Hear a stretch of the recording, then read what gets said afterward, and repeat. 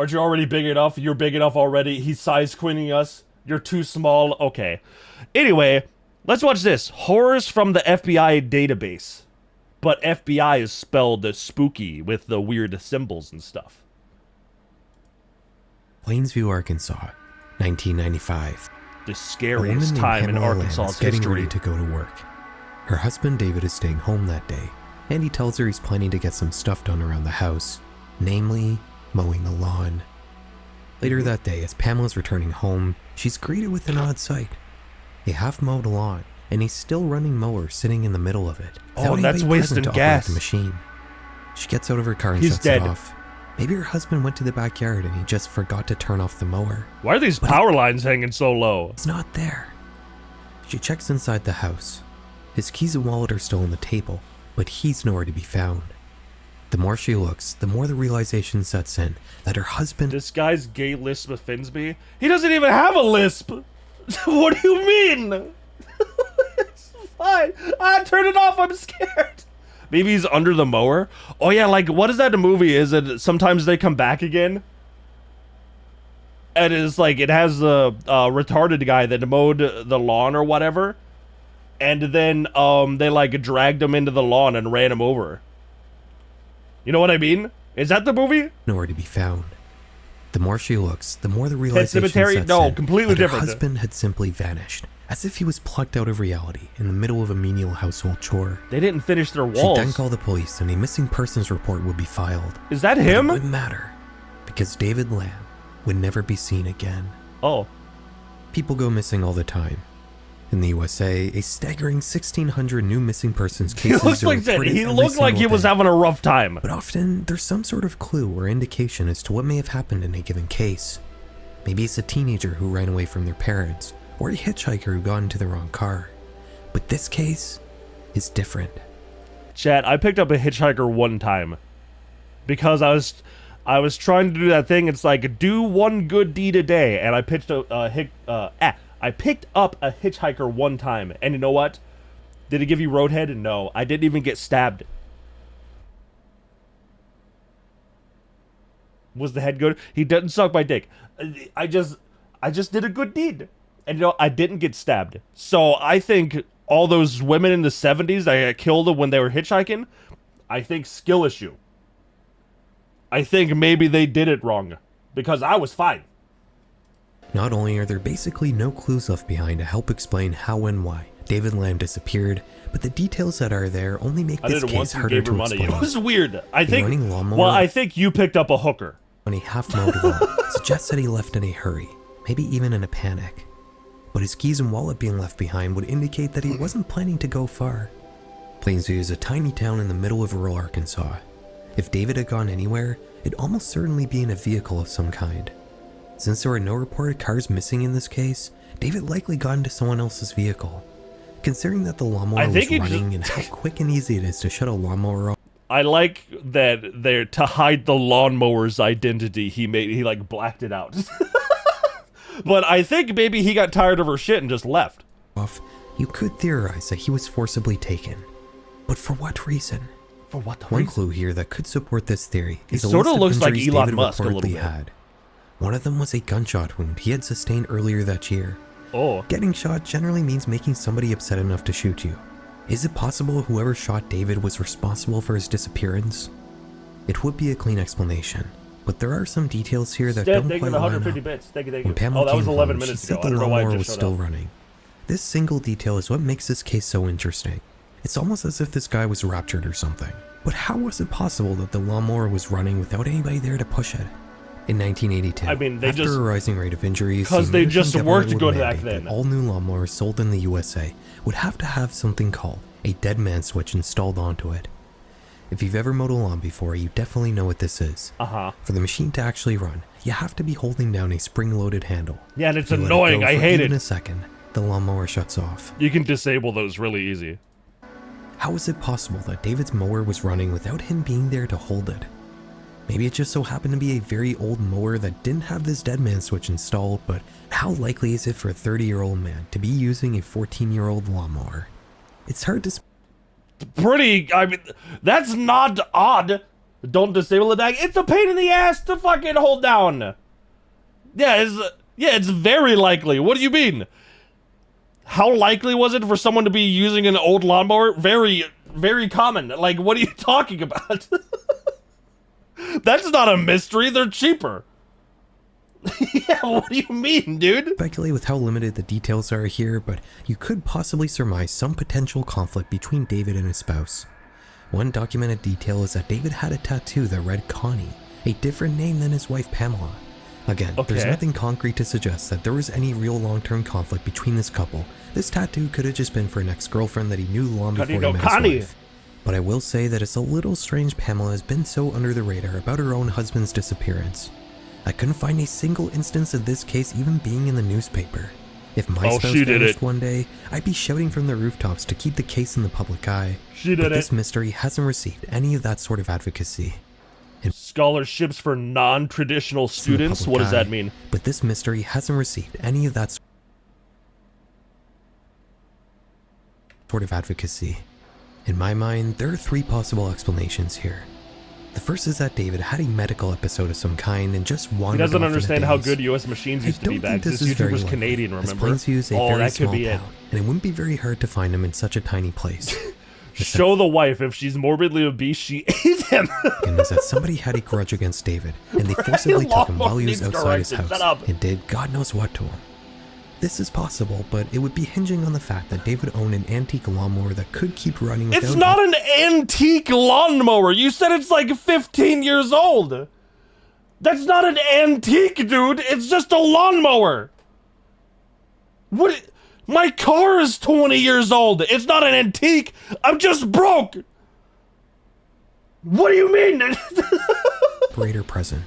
Which brings us to the third theory. I'm rolling over my fucking Pamela had something to do with her husband's disappearance, and she merely lied about 10 years makes it an antique, and no, it doesn't. This feels like the most plausible explanation to me. In most cases, your spouse is found to be murdered after going missing. Their partner is usually the perpetrator. You expect someone with a gay lisp to understand? He doesn't have a lisp! Whereas somebody kidnapping David while he was mowing his lawn is a theory that relies on much narrower possibilities. Ultimately, though, we can't say for sure what happened to David Lamb. Alright, Shmuley Goldstein, fucking calling every goddamn old lawnmower fucking antique and shit. You can just go on Facebook Marketplace and you can just buy an old lawnmower. What do you mean? It's not like no one's ever bought an old lawnmower. It's like, especially back then when the engines just ran and they were carbureted and shit, they would just go forever. Information here is sparse and we can only speculate. While his is notable for his bizarre details, David's case is not unique. Out of the 600,000 people that go missing every year in the United States, a sizable portion of these cases end up going cold because there's simply no possible way that can explain why these people just vanished into thin air. This guy's never done a single day of physical labor in his entire life. It almost feels like these people just stopped existing in this plane of reality. Like they despawned. One moment there, you're carbureted, the you next are. Not. Last year, I did a video about FICAP, we watched that the one. FBI's violent crime apprehension program. You can consider this a sort of sequel. Many of the cases we're going to talk about today are actually attached to FICAP, but to the missing persons section, not the unidentified remains section. Every case we're going to cover today is cold, often having gone years without any sort of update or potential resolution.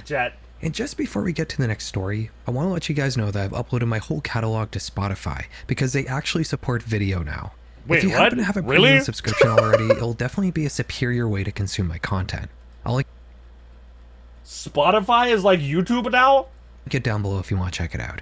But without any further ado, let's get back into it.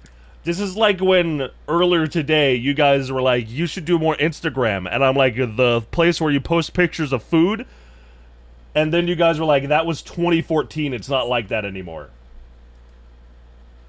I don't understand what's happening anymore. 1972. It's 8 in the morning on a musky June day. Father and husband Lynn Seal is getting ready to head to his job on the Calico Dairy Farm.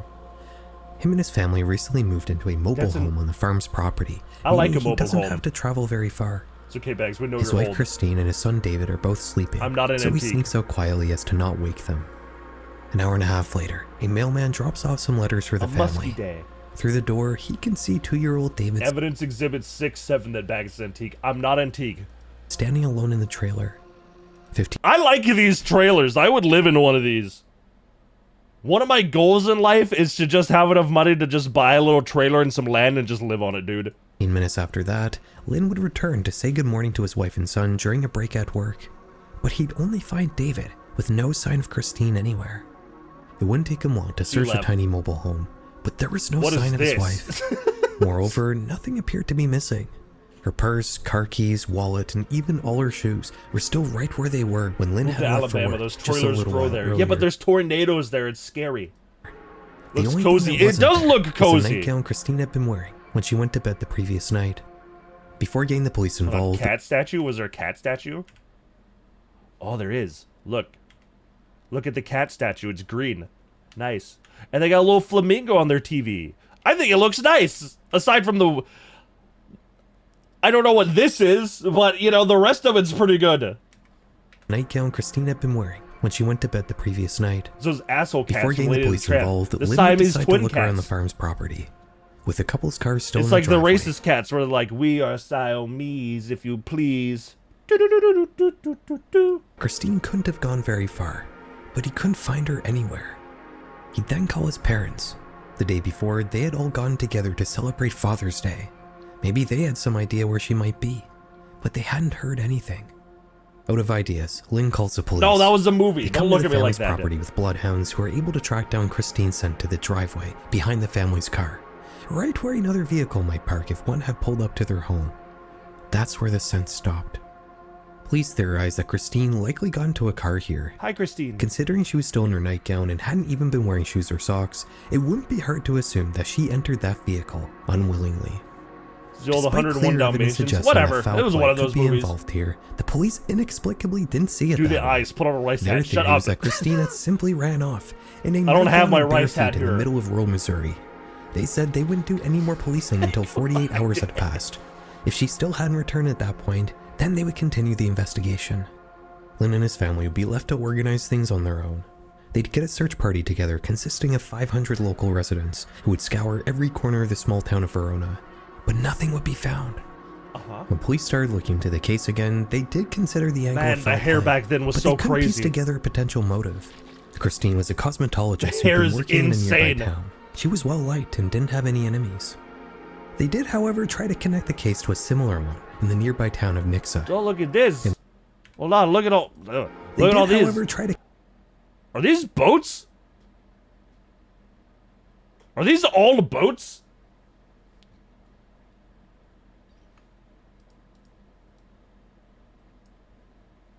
Yes, yes. Do they not have cars? connect the case to a similar one in the nearby town of Nixa. In late 1969, cosmetologist Carol Blades went out to a laundromat to get her family's laundry done, but she never came home. Why Police car went to when the you get a laundromat boat? and found her clothes laying damp in the washing machine, Boat or hose? and no sign of Carol. Oh, look at those An washing extensive machines. search and investigation would turn up nothing, and the case would go Or those are cold. dryers. I bet those are the However, good almost industrial exactly a year dryers. later in 1970, Carol's body would be found in a farmer's field. She had been murdered, but the police couldn't connect any suspect to the crime, meaning whoever carried out the act was still walking free around this area of Missouri at the time Bagman of did it. Christine's I didn't do it. You disappearance. can't blame every While murder and strikingly disappearance similar, on me. Police couldn't substantiate any connection between Carol's murder Bags did and this. Christine's I disappearance. didn't do it! But they wouldn't have to wait very long to get another lead to investigate. A man had been driving outside Verona, but got a flat tire in front of I Lee Church, can and an will. abandoned Baptist chapel. While fixing his car, That'll be he right heard an eventually. enormous bang What do you come from mean? inside the church. He walked up to He's investigate, kinda hungry. and Shut upon up. opening the door, he allegedly saw a naked woman running out the back exit of the chapel and into the woods. That's kind of cool. The man then left and called the police, who had come to look around the church. They found several items that suggested somebody had been living inside the abandoned chapel for quite a while, but Christine was still nowhere to be found, and nothing concrete came from this tip. After this, the case would once again go cold. No new leads would be found. Lynn would remarry a couple years after his first wife's disappearance, which some might consider to be fishy, but I do think it's important to keep in mind that this was the 70s in the rural American South. What? It's a couple years later. What does it being in the South have to do with anything? What's he supposed to do? How's it fishy? What are you talking about?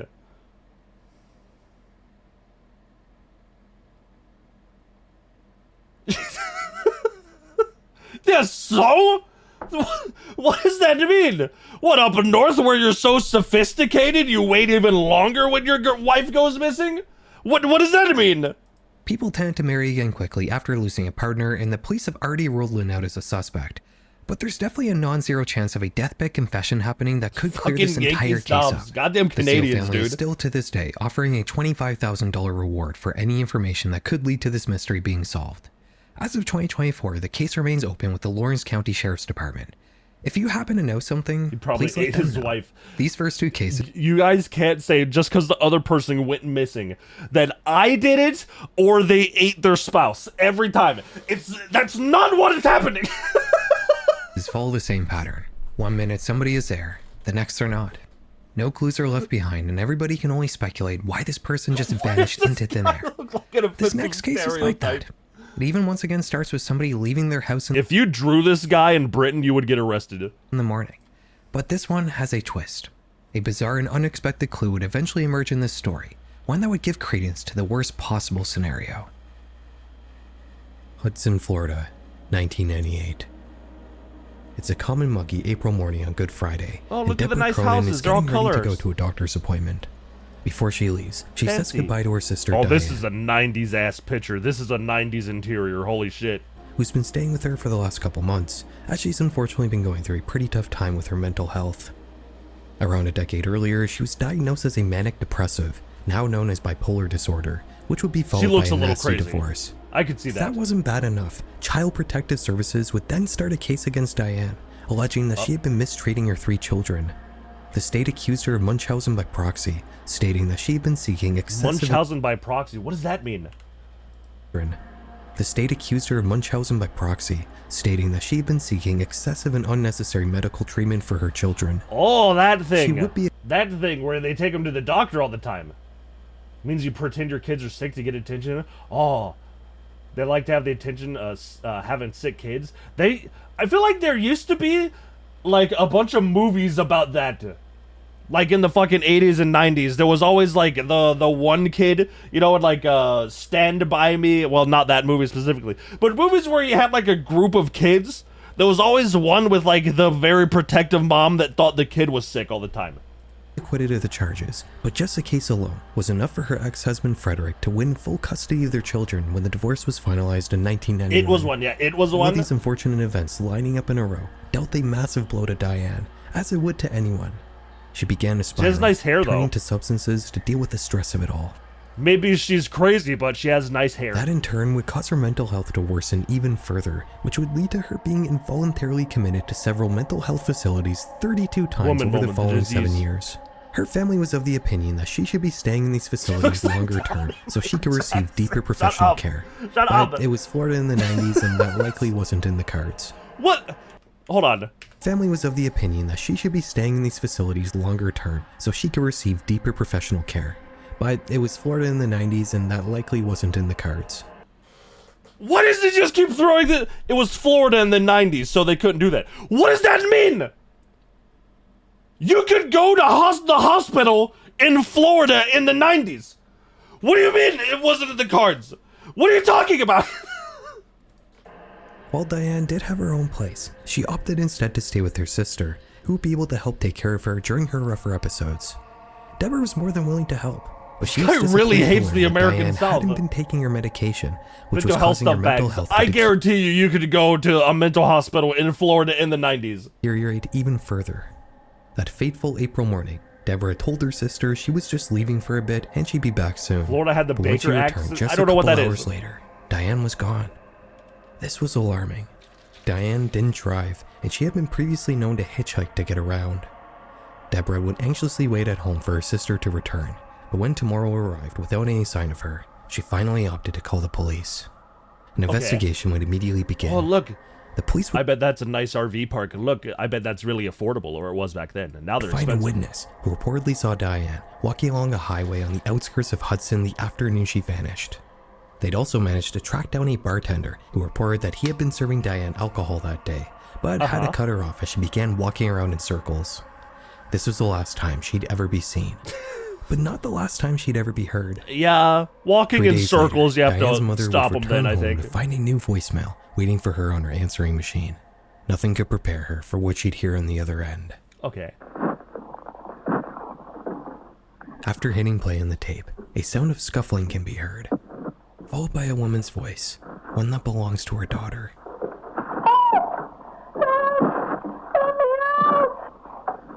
More scuffling can be heard, followed once again by Diane's voice. After this, the call ends. I don't know what they're saying. I'm so bad at listening to messages shit. I had to listen to my voicemail like 6 times today to write down a number. Diane's mother happened to have caller ID, and the name for this phone number was Starlight. Starlight, nice. She called the number back, but nobody would pick up. She'd report this incident to the police, who would never publicly reveal whether or not this voicemail actually led anywhere. Regardless, it added a new and terrifying lens to this case. Diane didn't simply go missing. Something must have happened to her. Later that same day, another awful clue would be found that would only support the idea that foul play was involved here. Okay. A woman had been walking down US 19, the same highway Diane had been sighted on 3 days prior. She noticed what she described as a fake finger sitting in the I love these signs, by the way. 1-800-FL-LEGAL. bushes. She'd A tell her fake boyfriend finger? about this, who'd return to the spot and manage to track down the prop. That doesn't look like a finger. Except it wasn't a prop. It was a real severed human finger. One that the police would verify That once doesn't look belonged like a to finger. Diane. In just one day, this missing persons investigation would turn It's- into yeah, a it's a kidnapping Diglett. It's or a a potential Pokemon. homicide case. The police would act with a newfound sense of urgency, deploying a helicopter to scan the area for any signs of Diane, but none would be found. Nothing new would be uncovered until 4 days later, when a worker at a nearby Drive into convenience store groceries, noticed beer, something wine, odd soda. sitting in the shop's outdoor freezer. It was a bag containing a neatly folded set of clothes. The manager of the store knew Diane, as she was a frequent customer, so he called Deborah to inform her of the discovery, who would make her way down to the shop and would end up verifying that these clothes did in fact belong to Diane. And on top of that, it was a set of clothing that she had personally bought for her. This would be the last advancement made in this case, and it would disappear from the public eye without any sort of resolution. There was a pickle. At least for a little while. 2 years later, in the Bags year was 2000, on the scene of the crime. Carrie, the It's girlfriend not of me, it's a Diane and different Deborah's bagger. brother, walked into a Circle K convenience store to buy a soda and some cigarettes. She was familiar with the shop, as it was where Deborah had currently been employed. As she was Those waiting prices for the are clerk to too help high her, for the 90s. She noticed something odd behind the lottery counter. It was a clear Ziploc bag with a name written on it. Diane. What? Inside the bag was an assortment of toiletries and makeup. While her family couldn't verify whether the items actually belonged to Diane or not, the police were able to verify that the toothpaste in the bag did come from a mental health facility that Diane had been released from only 2 weeks before. How are she had people vanished. finding this shit, dude? The police would also review the store's CCTV footage to see if they could find evidence of who may have planted the bag there, but they couldn't find anything on the tapes. Oh, fuck. This was the last major development in the case of Diane Augat. Every clue here is disconnected from one another, and it's no wonder why the police haven't been able to piece together a solid theory to explain her disappearance. She's While fine. authorities have She's never just having publicly fun. released the identity of the Starlight who left the disturbing voicemail, internet sleuths have theorized that it could have originated from the Starlight Lounge, a strip club which used to exist 20 miles south of where Diane had disappeared. Although it's worth mentioning that this is pure speculation. Well, There's been 2 theories floating around. well, you know, I don't know any other places that would be called Starlight. A strip club sounds like a good start, I think. Like where Starlight what? Just strip club and then what? There's not a steakhouse named Starlight. Start with the strip club. As to what may have happened to Diane. The first was that she was kidnapped and held against her will.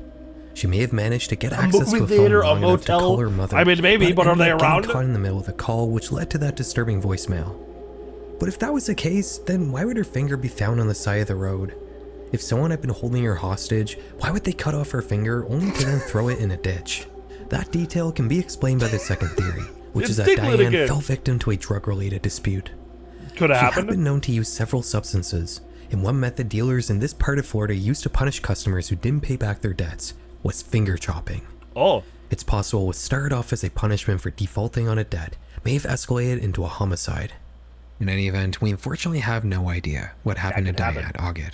Her family is still offering I've a had $3,000 Nickelodeon. reward for any information that may lead to her case being resolved, So it goes without saying, if you happen to know something, then please get in contact with the Pasco County Sheriff's Office. When Speaking of Starlight, why did these Canadian true crime channels never cover Starlight tours by the Mounties and the cover-up?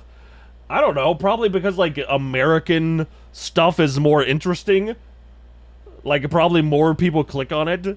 Like, horrors from an FBI database is a better title than, like, random Mountie crime in Canada, I guess. I don't know. looking at these more mysterious missing persons cases, one thing you'll quickly notice is The a day lack of the of rake information. is coming. Dirty When somebody just fucking vanishes inexplicably Nickelbacks. without leaving behind any clues, their case files often end up being pretty short.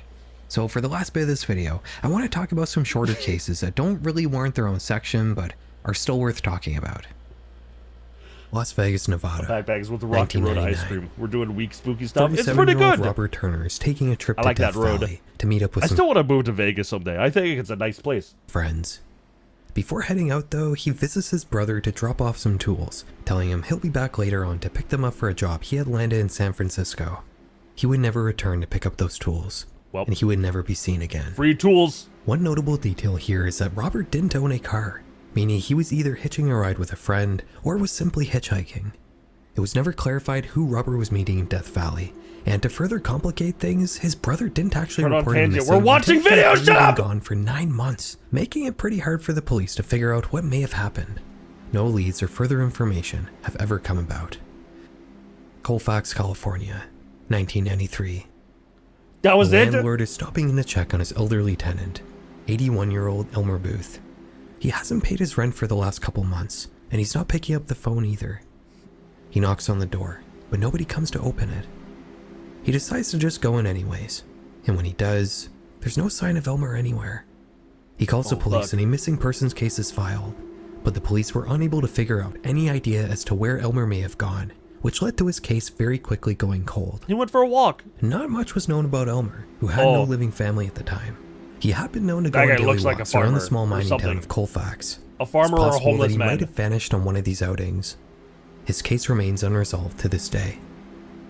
Cookeville, Tennessee, 2004. Cookville. 22-year-old basketball star John Thrasher drops out of college, much to his parents' dismay. He's recently fallen in with a bad crowd, picking up a drug habit along the way. The accounts of what happened vary. Some agencies say that John was picked up by an unknown person from his parents' house on August 15th. Some say that he was last seen at the Putnam County Fair on August 14th. Oh yeah, that's Others a say bit he of a left home different carrying picture. a backpack on the 13th. In any event, John would completely vanish in the middle of August, and his parents would formally report him Looks missing on the so 16th. wide. Investigators wouldn't find any concrete evidence to explain where he may have Wait, gone. where does Mole And go? as the years rolled by, the search would slowly shift from looking for a live person to looking for a body, with the police searching nearby sinkholes and lakes. Nothing would be found though. and the Nearby case would go cold sinkholes? for Are the they next just 6 around? years. However, in 2010, a jail and the case Did he fall in this hole? Nope. Let's go to the next one. would How go many cold are for around? the next 6 years. What do you mean? However, in 2010, They're just a a lot? jailhouse tip would come through that would spark new life in the investigation. A female inmate said that she knew what happened to John, stating that he had gotten into a fight at a party and was killed in the local confrontation, with the perpetrators dumping his body into a nearby sinkhole. This tip would not only fail to pan out, but it would lead to a second tragedy occurring. The police would head to the sinkhole to start preparations for rescue crews to descend in. How many sinkholes are there in this place? That's a fucking mystery you should talk about. How come there's so many sinkholes in Cooksville or Cook County or whatever the fuck, Tennessee or wherever this was? To it. However, while standing around the massive hole, the ground would give way, causing Deputy Chad Pritchard to slip and fall into the 160-foot crater. He would instantly die on impact. 160 feet? Rescue crews would make their way to the bottom to recover Chad's body and to search for any evidence of John. There was none, and the police would ultimately discredit the tip they had received. This was the last development in the case of John Thrasher, which remains open and unresolved to this day. Why so many? Endicott, New York, 2016. This one might have the least information out of any case I've talked about today. 73-year-old Peter Romano, who had previously lived in Pennsylvania, ended up vanishing one day in May 2016. The FBI would release a VICAP alert with his photo, but other than that, there's basically no information Peter about this Romano. guy and how he went missing. Even the picture here is just a file photo from the DMV, one that doesn't even have a date attached to it. Okay. All we can surmise is that one day, this man simply vanished without a trace, just like everybody we've talked about He went today. to make pizzas. It's scary to think that there are so many people in this world who just inexplicably about it. disappear, as if they glitched out of our reality. And no matter how hard people look, no 160-foot hole, they just casually stand next to it like it's the most staple thing in town. Yes, like, what do you mean? Yeah, someone said he just fell into the sinkhole. Oh, not that sinkhole, the bigger sinkhole, the 160-foot wide sinkhole that just opened up in the middle of the road. That one. Let's go check it out and just stand around. trace of them can be found. As unsettling as this idea may be, I think it's comforting that these cases still do get talked about. There are several active communities on the internet dedicated to keeping these stories alive, which more often than you think can lead to them being resolved. Guys, thank you so much for watching. If you'd like me to cover more true crime like this in the future, then let me know. I do enjoy making videos like this, so I'd be happy to cover more topics similar to this one. You know what? A good video. I'll catch you all in the next one. Have a good night. Good video. I liked it. I thought it was good. Even if you guys were mean and said I did all the crimes, even though I didn't. I liked it. Have you ever seen Angry Cop's video about Reddit detectives? No, I didn't.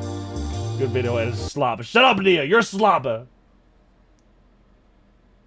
Bagman caused the sinkhole. You probably did it! Stop eating people! Fuck you!